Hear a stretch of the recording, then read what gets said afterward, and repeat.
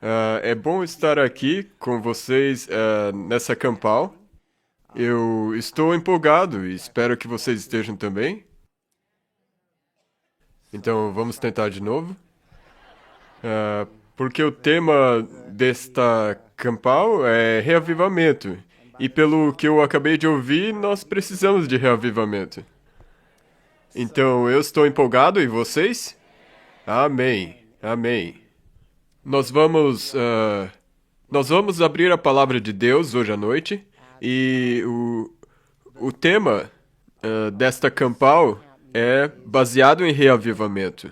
Eu acredito que nós precisamos de reavivamento. Quantos de vocês acham isso? Acredito que Jesus voltará em breve. Quantos de vocês também acreditam? Então nós falaremos sobre como nós, como igreja, como povo, experimentamos reavivamento e como nós podemos nos preparar para a segunda vinda de Jesus Cristo. Então eu te convido a orar comigo enquanto nós nos preparamos para abrir a palavra de Deus.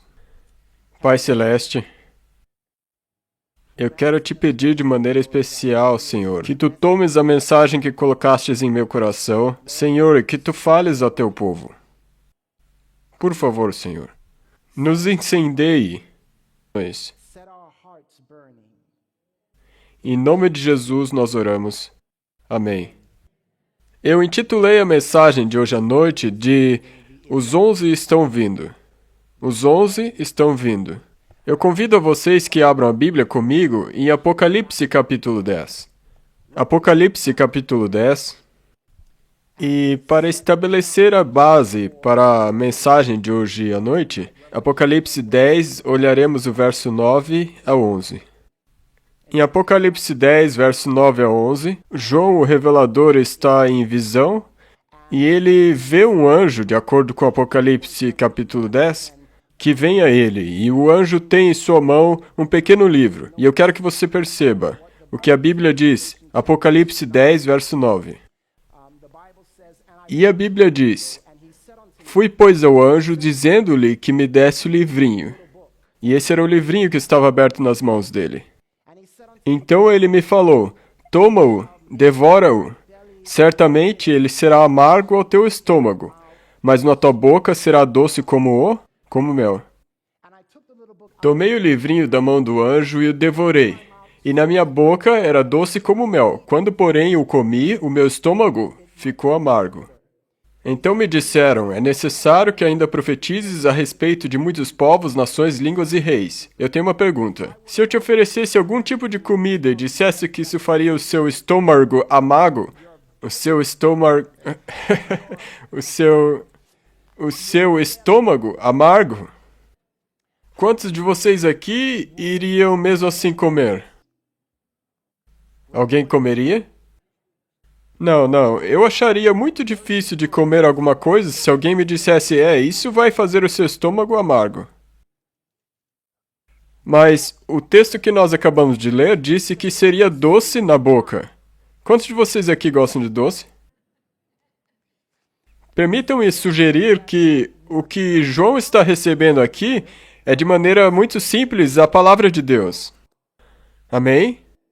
É a palavra de Deus. Não só de pão viverá o homem, mas de toda a palavra que sai da boca de Deus. Então, essa escrita no livro é simplesmente a palavra de Deus. Mas de acordo com Salmo 119, 103, o salmista escreve: Quão doces são as tuas palavras ao meu paladar, mais doce do que o mel à minha boca. Quantos aqui creem que a palavra de Deus é tão doce quanto o mel? Então permitam-me sugerir a vocês que na Bíblia o amargor simplesmente aponta para experiências amargas, desapontamentos. Posso sugerir que João o Revelador estava tão interessado na doçura da palavra que ele estava disposto a sofrer a amargura. Deixe-me refrasear. O que é que nos mantém, mesmo através de tempos amargos? É a palavra de Deus. Então, quando você se torna um cristão, você sempre se depara com essas experiências amargas. O que nós estamos para ver hoje é que é a doçura da palavra de Deus que nos mantém, mesmo através de tempos amargos, amém? Então, eu convido vocês a voltarem comigo ao livro de Lucas, capítulo 24, onde nós vamos descobrir uma experiência amarga. Lucas, capítulo 24. E deixe-me dar o pano de fundo. No capítulo 24, os discípulos tinham acabado de ter uma experiência amarga. Jesus, aquele em quem eles criam ser o Messias, já estava morto há 3 dias. E eu quero que você note Lucas 24, verso 13, e a Bíblia diz, naquele mesmo dia, 2 deles estavam de caminho para uma aldeia chamada Emaús, diante de Jerusalém, 60 estádios, e iam conversando a respeito de todas as coisas sucedidas. E aconteceu que, enquanto conversavam e discutiam, o próprio Jesus se aproximou e ia com eles.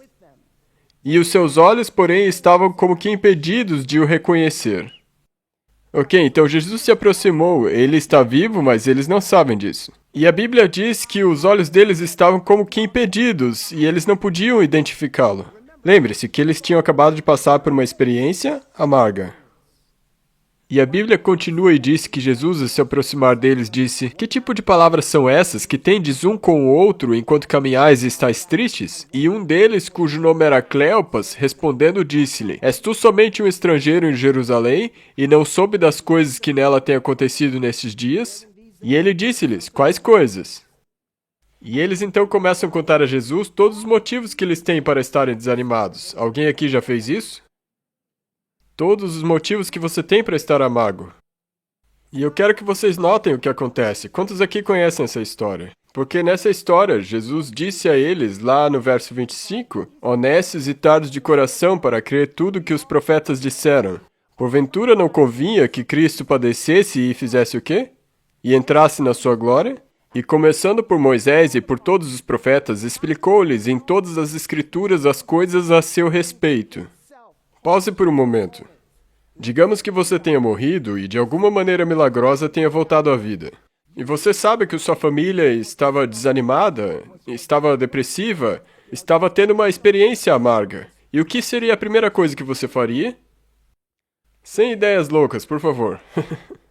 E quantos de vocês aqui, simplesmente para poder parar o desânimo da sua família, quantos de vocês aqui simplesmente apareceriam e diriam: Aqui eu estou vivo? E não é isso que Jesus faz. Em vez disso, o que ele faz é, no meio dessa experiência amarga, ele dá a eles um estudo bíblico. Ah, vocês não estão entendendo.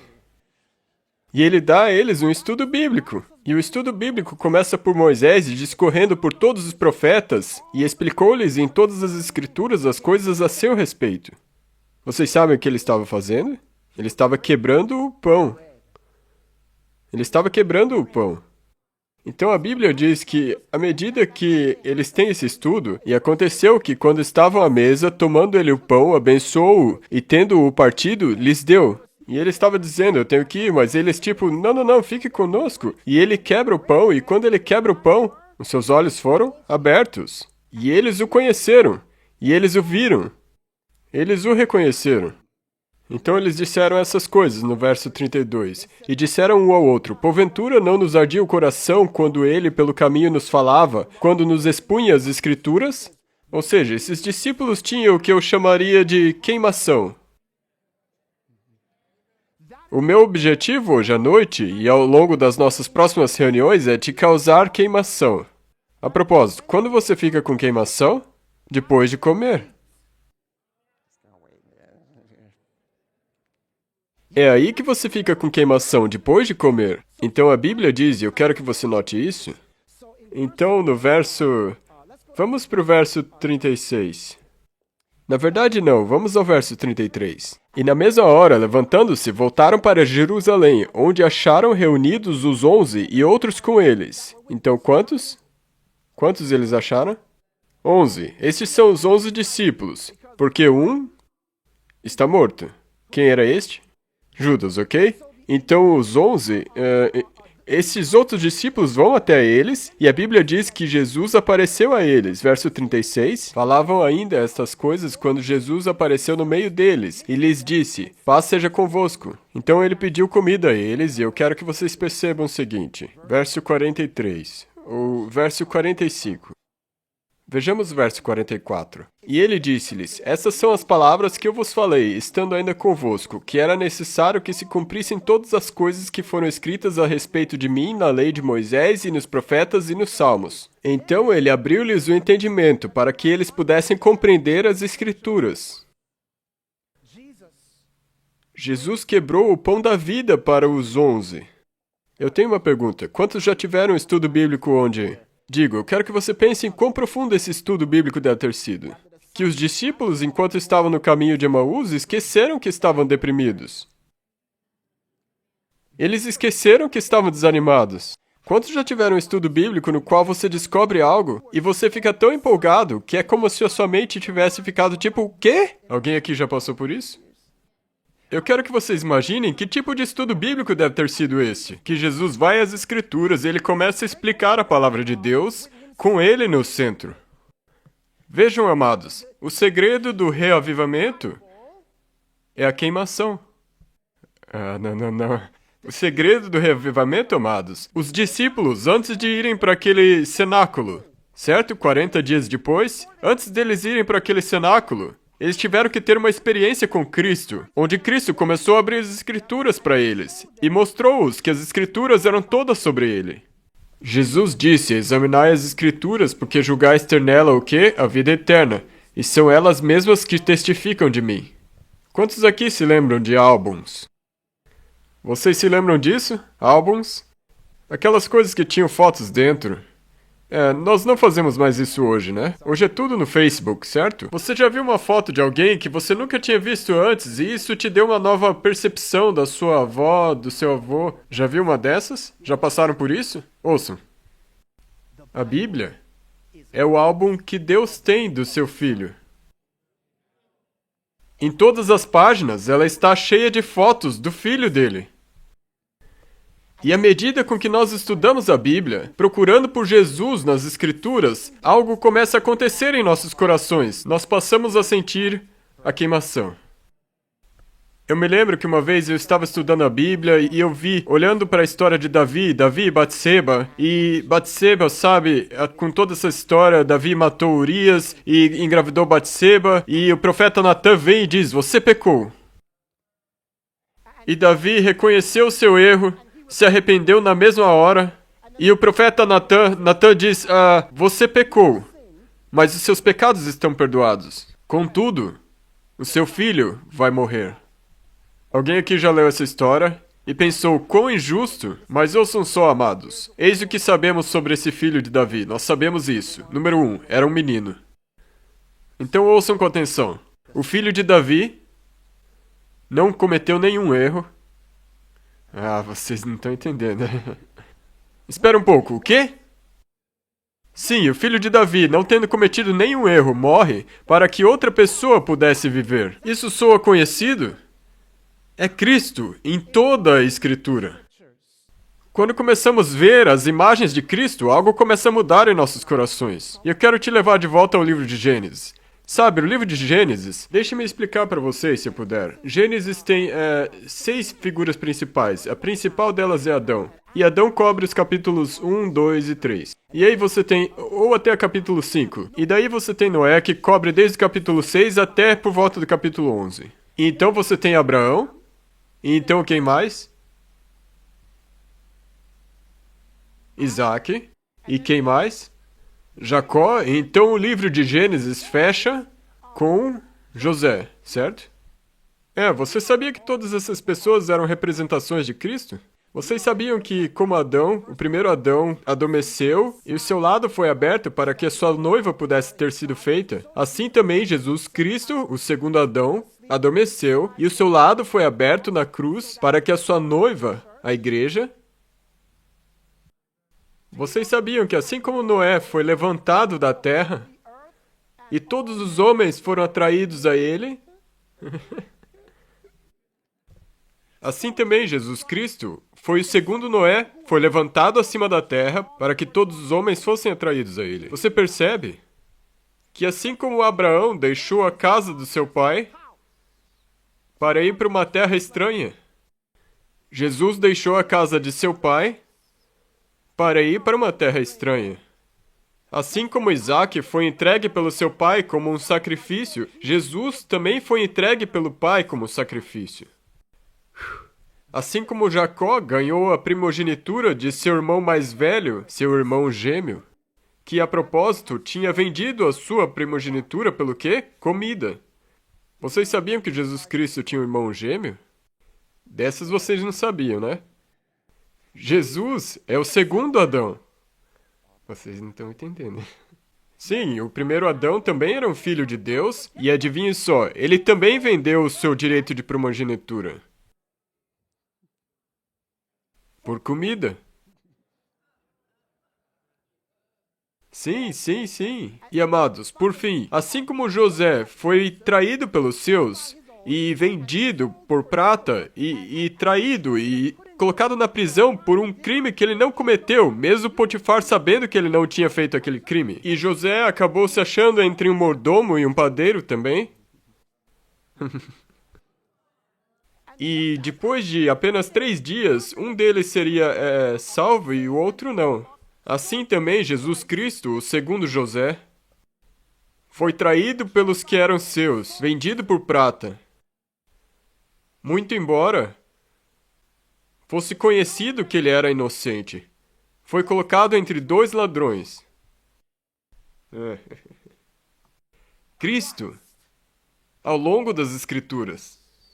Quando nós começamos a ver Cristo revelado nas Escrituras, algo começa a queimar em nosso coração. Nós começamos a dizer, cara, mal posso esperar para compartilhar isso. Você tem algum problema em compartilhar com as pessoas? Problemas como, o que eu vou compartilhar com meu amigo que precisa saber da... Deixa eu dizer algo. Quando vocês começarem a ver Jesus nas Escrituras, vocês também, como os discípulos, dirão, porventura não nos ardia o coração? E quando seu coração está queimando, você não consegue se conter. Então, amados, vamos voltar ao livro de... Oh, a propósito. Olhem só isso! Gênesis, certo? O mesmo pessoal. Adão. Então quem? Noé. Então Abraão. Então Isaac. Então Jacó. E então José. Ouçam com atenção. Adão. O livro inteiro de Gênesis é sobre Jesus. Vocês sabiam disso? Deixa eu mostrar algo para vocês. Adão representa o início da criação, amém? Certo? Noé representa o resultado do pecado. Você olha para a história, ela mostra o resultado do pecado. E você une essas duas histórias e o que você tem? Você tem a história da criação da terra e o resultado da queda do ser humano, amém? Então você tem Abraão, que se tornou o pai de uma grande nação. E quem é essa grande nação? Israel. Então se você colocar Adão, Noé e Abraão juntos, você basicamente tem o esboço de toda a história do Velho Testamento. Certo? E quem vem depois de Abraão? Isaac. E o que houve de especial com Isaac? Ele foi aquele que quase foi o quê? Sacrificado. Isso aponta especificamente para quem? Jesus. Então, se você colocar Adão, Noé, Abraão e Isaac juntos, você tem toda a história do Velho Testamento em forma de sombra. Mas olhem só, quem vem depois de Isaac? Jacó e Esaú, seu gêmeo, certo? Agora lembre-se que Jacó era o mais jovem. A primogenitura pertencia a Esaú, mas porque ele a rejeitou, ela foi para Jacó. Vocês sabiam que no Velho Testamento havia o Israel literal... Desculpe, no Novo Testamento havia um Israel literal e então um Israel espiritual. Vocês percebem que o Israel literal rejeitou seu direito de primogenitura e, portanto, ele foi para o seu irmão gêmeo mais jovem? Uou! Mas esperem, tem mais. Olha. E quem veio depois de Jacó? Sim, Jacó é a história da igreja no Novo Testamento. Estão me acompanhando? Então, desde Adão até Jacó, ela nos leva em forma de sombra, desde o começo dos tempos até a igreja do Novo Testamento. Agora, vem José. Lembre de uma coisa sobre José. José havia sido enviado com antecedência para preparar um lugar para os seus irmãos. Vocês não estão entendendo. Vocês não estão entendendo. Alguém com queimação no coração? Mas, antes de que os irmãos pudessem entrar no lugar que José havia sido enviado com antecedência para preparar, a propósito, eles não... Os 11? Vocês não estão me entendendo. Os 11 não reconheceram a José. E eles estavam vindo à procura de pão.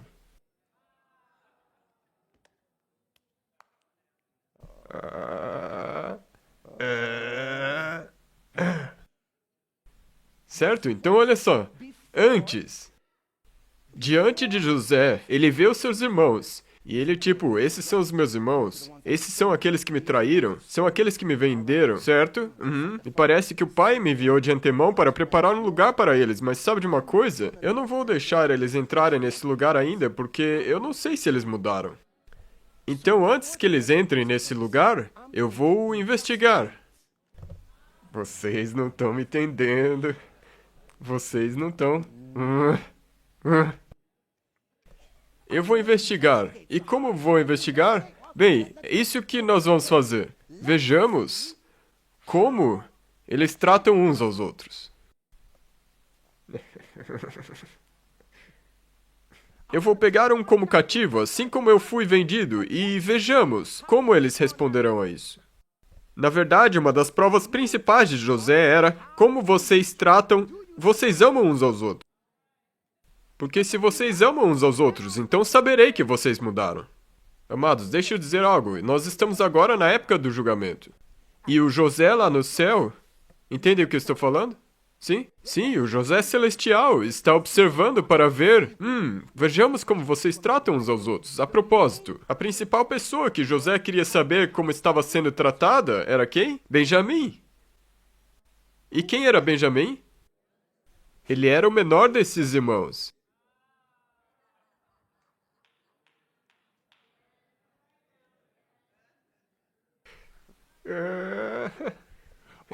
Sim. Como vocês tratam o menor desses irmãos? Sempre que o fizestes, fizestes a quem? A mim. A propósito, o nome de Benjamim, quando sua mãe morria, sua mãe chamou ele de Benoni, o que significava filho da minha dor. Mas o pai dele disse, não, chamem ele de Benjamim, que significa filho da mão direita. Então o próprio Benjamim era um tipo de Cristo. Com isso, José dizia, ouçam, como vocês tratam Benjamim é como vocês me tratam. Então eu levarei Benjamim como cativo. Vamos ver o que vocês vão fazer. E quando os irmãos mostram que eles estavam dispostos a dar suas vidas por este pequenino, José disse, ok, vocês estão prontos, entrem no reino. Amados, ouçam. Deus não está olhando para vocês neste teste para perguntar o que vocês sabem. Digo, não me entendam mal, você tem que saber. Mas, amados, ouçam com atenção, não tem que ver com o que você conhece, sim com quem você conhece. E quem você conhece vai refletir no como você responderá, como você se comportará, como vocês vão tratar uns aos outros. Ninguém tem maior amor do que este de dar a alguém a própria vida em favor dos seus amigos. Mas, amados, eu quero trocar de marcha, porque existe algo a mais que eu quero mostrar a vocês com a história de José. Eu quero que vocês vejam isso. Vamos ao livro de Gênesis, capítulo 37. Desculpa, Gênesis, capítulo... Vamos para Gênesis, capítulo 37. Gênesis 37. Ah, cara. Sabe, eu acho que vocês já podem ficar empolgados. Porque... Uau. Olhem só. Se já acharam, digam amém. Gênesis 37, verso 1. A Bíblia diz, habitou Jacó na terra das peregrinações de seu pai, na terra de Canaã. E esta é a história de Jacó. Tendo José 17 anos, apacentava os rebanhos com seus irmãos, e sendo ainda jovem, acompanhava os filhos de Bila e os filhos de Zilpa, mulheres de seu pai, e trazia más notícias deles a seu pai. Agora, vejam, não somente era José um tipo de Jesus, mas nós estamos aqui mudando um pouco de marcha. Eu quero compartilhar com vocês uma outra coisa. Vejam, José era um de 12 filhos. Estão me acompanhando? Digam amém se sim. Amém. Mas olhem só isso. Os seus irmãos... Quantos irmãos ele tinha? 11, certo? E os seus irmãos, 10 deles. Deixa eu te perguntar, todos eles tinham o mesmo pai? Todos eles tinham o mesmo pai, mas eles tinham as mesmas mães? Certo, certo, certo. Então, José, um dos 12. Eles eram todos irmãos. Todos tinham o mesmo pai. Não, não, não. Todos eles tinham o mesmo pai, mas mães diferentes. Não, não, não. Mães diferentes.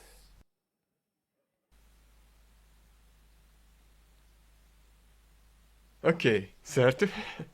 Vamos continuar lendo, vocês vão entender logo. Verso 3. Ora, Israel amava mais a José do que a todos os seus filhos, porque ele era filho da sua velhice, e fez-lhe uma túnica talar. Então José era como se fosse o novo garoto da rua. Os outros irmãos já haviam estado ali por um tempo. Peraí. O motivo pelo qual eles não gostam de José é porque ele guarda os mandamentos de seu pai. Ah, cara, vocês não estão. Então, olhem só. José, um dos 12, o mesmo pai, todos os irmãos tinham o mesmo pai, mas mães diferentes. Eles eram seus irmãos de uma outra mãe, sabem? Filhos de uma outra, certo? Então José possuía irmãos de outra mãe. E esses irmãos de uma outra mãe o odiavam. Em primeiro lugar, porque ele guardava os mandamentos de Deus.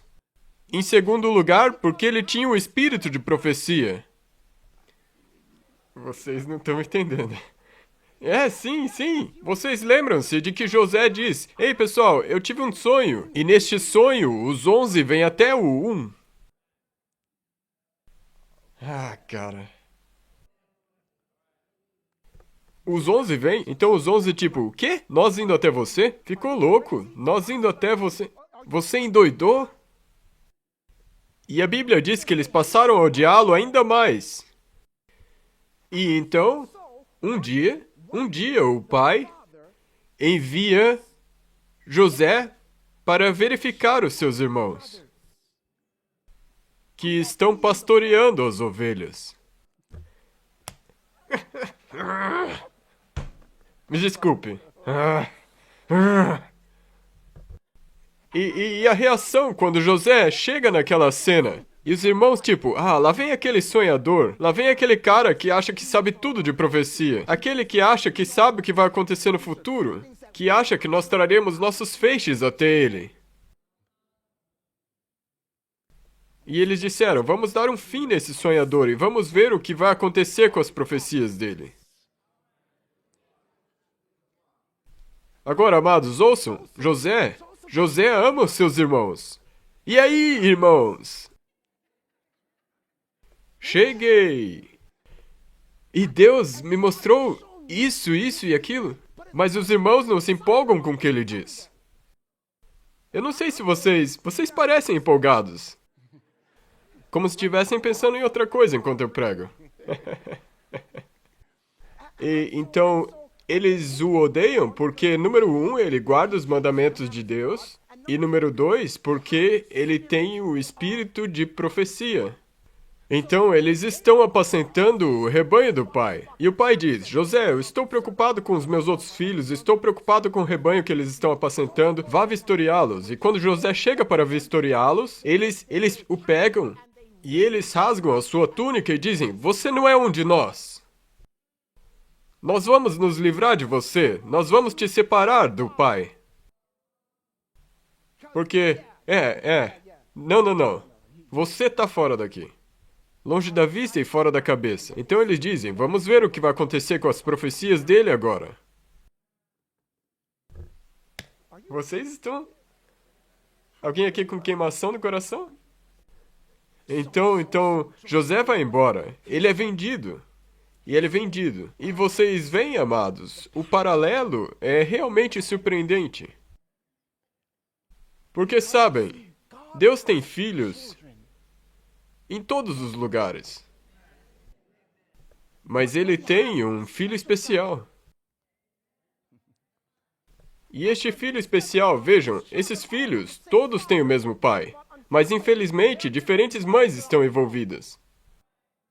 Porque existem duas mulheres descritas em Apocalipse. Uma é a igreja verdadeira e a outra é a contrafação. Mesmo assim, todas elas têm o mesmo pai. Porque existem pessoas sinceras em algumas dessas e muitas dessas outras igrejas. E Deus chamou o seu povo a esta cena especificamente no ano de 1844. Vai ver como estão seus irmãos. Estou preocupado com o que está acontecendo com o rebanho. Vai olhar os seus irmãos. Mas quando chegamos lá para verificar, o relato foi: "Oh, pai, você não vai acreditar no que está acontecendo. Pai, eles não estão pastoreando as ovelhas de verdade." Os irmãos disseram: "Ah, é? É? Não, não, não, você não é um de nós." E a propósito, o que acontece na volta de Jesus? Ah, sim, eu pensei nisso. Vamos ver o que vai ser dessas profecias agora. Assim como a profecia de José aparentemente falhou, assim como se curvaremos diante dele se ele está lá longe no Egito, assim como a sua profecia aparentemente falhou, assim também o povo de Deus passou por um desapontamento amargo. Um livro foi comido que deixou o ventre amargo, mas foi doce na boca. Deixa eu dizer, amados, é isso que eu estou tentando contar, amados. Uma das coisas que eu estou tentando contar é que o que mantém o povo de Deus nesse tempo de desânimo é a doçura da palavra. O que vai manter o povo de Deus nesse tempo de provação é a doçura da palavra de Deus. Assim como José, enquanto ele passou por essa experiência amarga, a única coisa que vai nos manter é o conhecimento da profecia que foi dada a ele. Então, o que José fazia enquanto ele estava... Pelo que José estava passando, posso compartilhar com vocês? Estão prontos? Duas coisas. Coisa número 1. José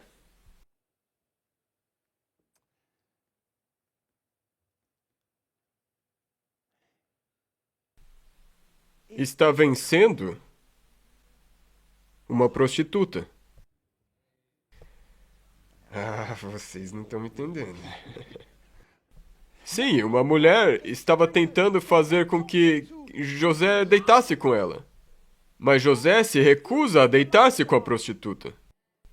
Ele se recusa a ser corrompido pela prostituta. Interessante. Isso me lembra do mistério Babilônia, mãe das meretrizes e abominações da terra. José permanece fiel, ele vence. E veja, para Deus é importante que José vença, porque Deus estava preparando José para algo gigantesco.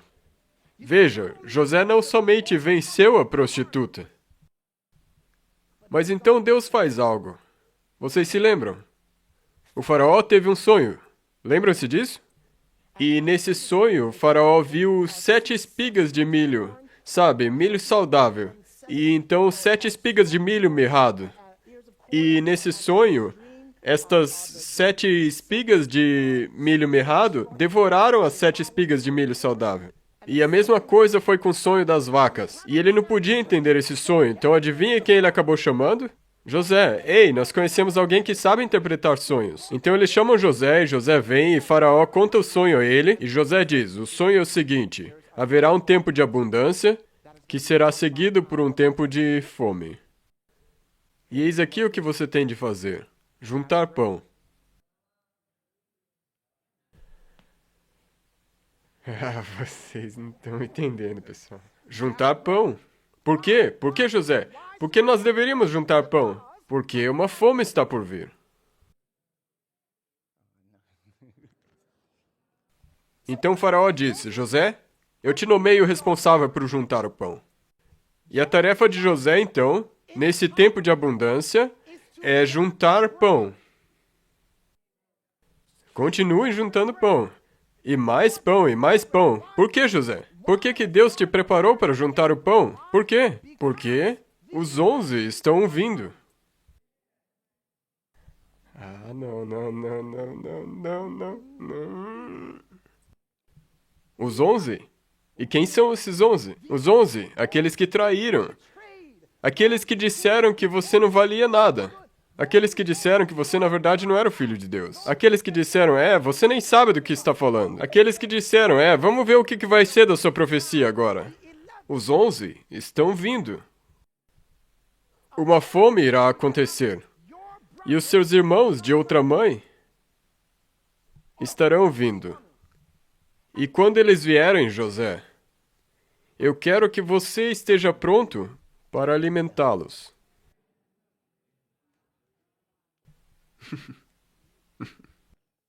Um tempo amargo está vindo para os seus irmãos.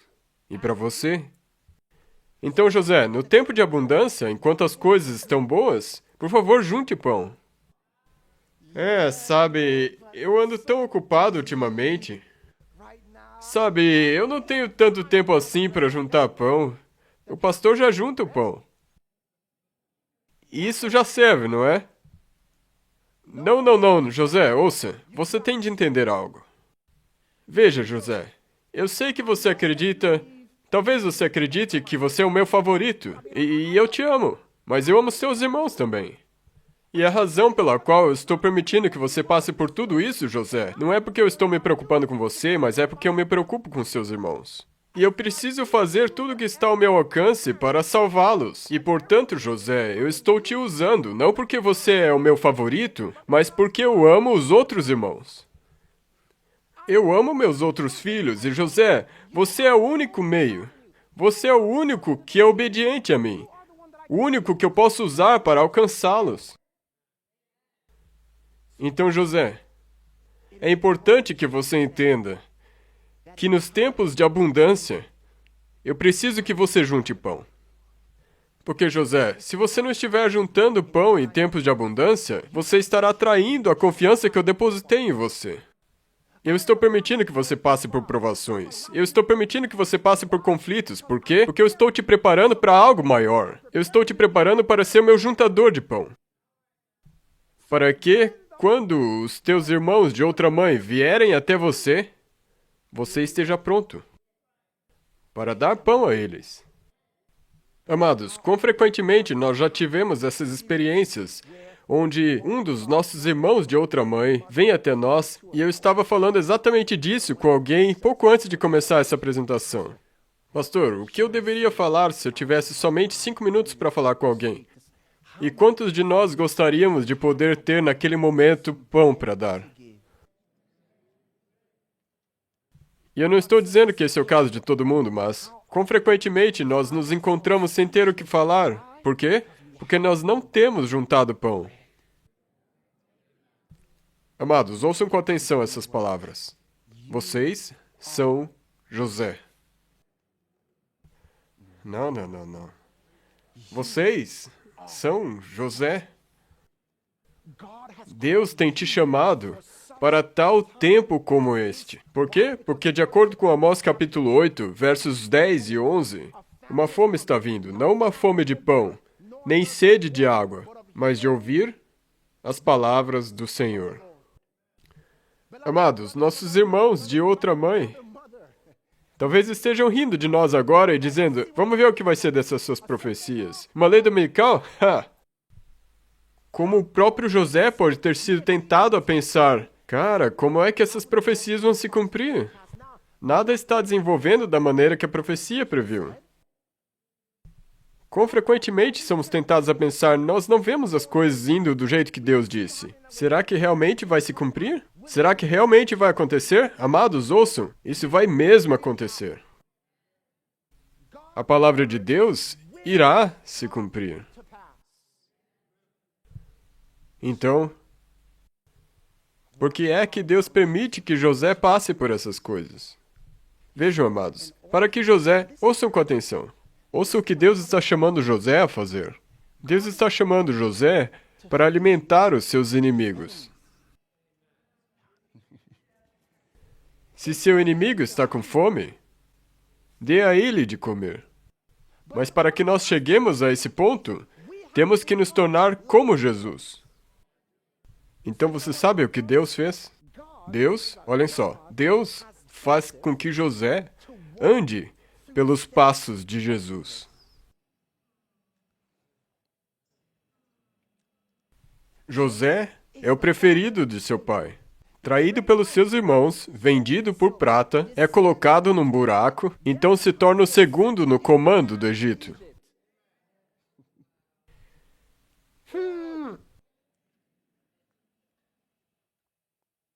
Deus permitiu que José passasse pela experiência de Jesus. Por quê?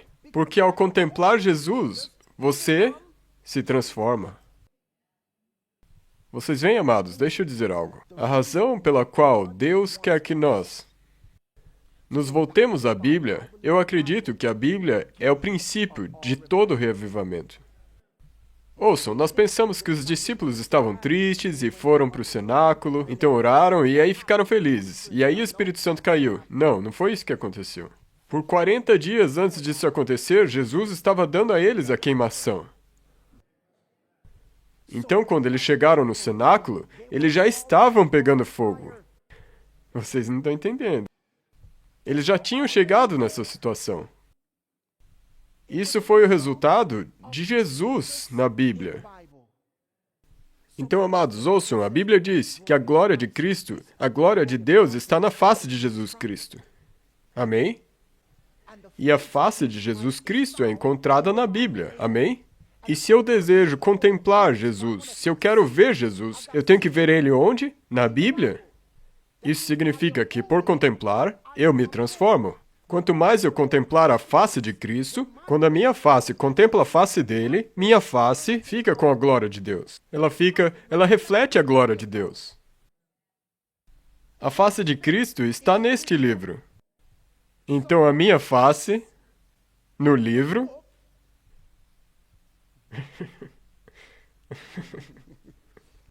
eu tenho que ter a minha face neste livro. A face no book. A face no livro. E quanto mais eu Facebook encarar esse livro, mais a glória de Deus nascerá sobre mim. Ao contemplar a sua face, a minha face se ilumina com essa mesma glória. Agora, a propósito, amados, a primeira mensagem angélica é: temei a Deus e dai-lhe glória. Mas ouçam com atenção, você não pode dar o que você não tem. Então, como eu darei glória a Deus se eu não tenho ela? Mas eu não posso obtê-la a partir de mim mesmo, então adivinha o que? Eu tenho que pôr minha face no livro. E quando eu começo a contemplar a Cristo em todas as Escrituras, em todas as histórias, tendo em mente que essas histórias nada mais são do que câmeras tirando fotos de Jesus Cristo, algo começa a acontecer em meu coração. Porventura não ardia o meu coração quando eu abri as Escrituras, e Cristo mostrou-se a mim nessa história de uma maneira que eu nunca havia notado antes. E através disso eu tive um vislumbre de uma parte de Cristo que eu nunca havia visto antes. Porventura não nos ardia o coração?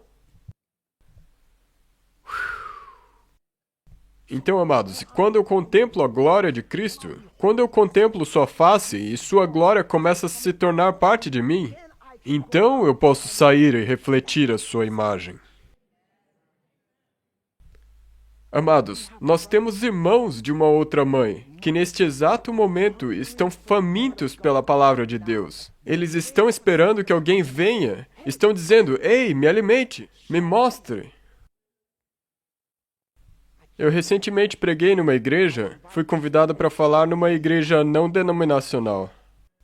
E sabem o que eu compartilhei com eles? Eu compartilhei Jesus em toda a Escritura. E deixa eu contar uma coisa. Ah, cara, deixa eu dizer uma coisa. Sem eu ter mencionado nada. Só Jesus em todas as histórias da Bíblia. E a reação deles foi: nos dê mais. Nos ajude a entender isso melhor. Nos ajude a saber como nós podemos estudar a Bíblia dessa maneira. Amados, ouçam, quando começamos a levantar Cristo em todas as Escrituras, quando começamos a fazer de Cristo o centro das 3 mensagens angélicas, não só os cantos, mas o centro. Quando começamos a fazer de Cristo o centro do sábado, o centro do estado dos mortos, o centro do fogo do inferno, quando começamos a fazer de Cristo o centro, Eu digo a vocês, todos serão atraídos a ele, porque ele será exaltado.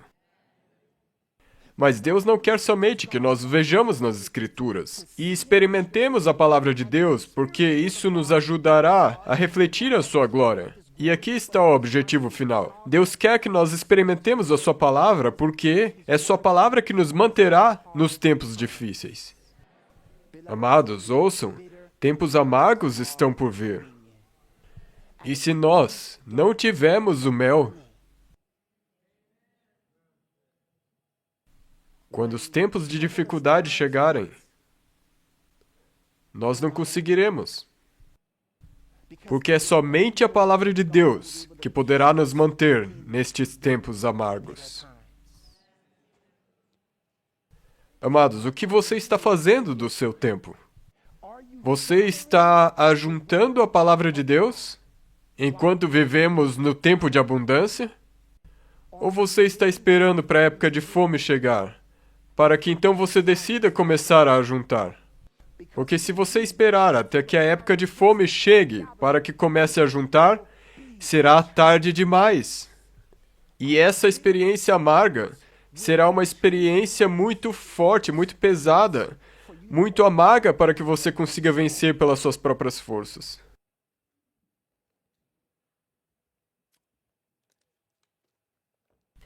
Mel.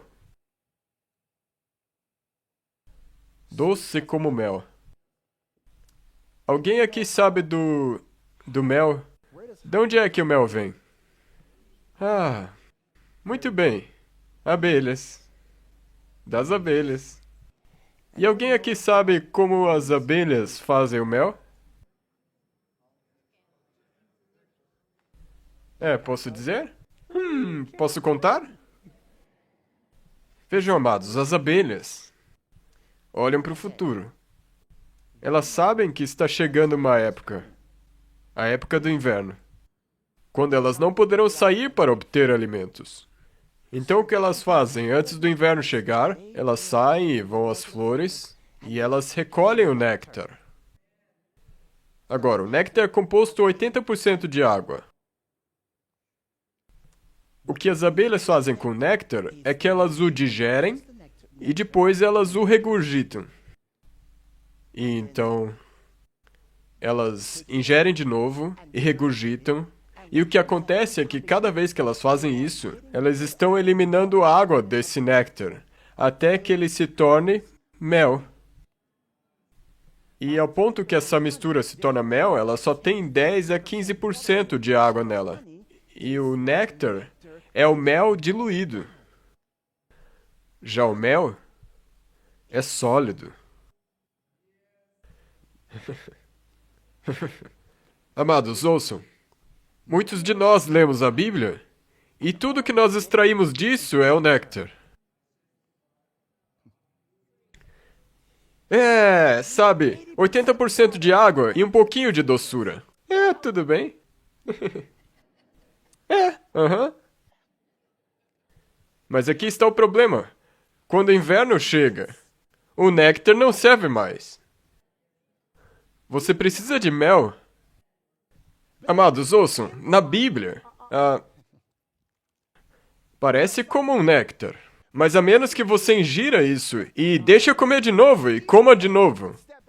Sabe, eu sei que eu já li isso, mas deixa eu ler de novo. E quanto mais você ler e quanto mais você procurar por Cristo nas Escrituras, mais você transformará néctar em mel. A propósito, você sabe o que é o maná? Era um pão que tinha gosto de mel. Amados, me ouçam. Não dá para você sobreviver a partir de néctar. Você não pode esperar reavivamento pelo néctar. Você precisa encontrar Jesus nas Escrituras. Ele é o centro do livro.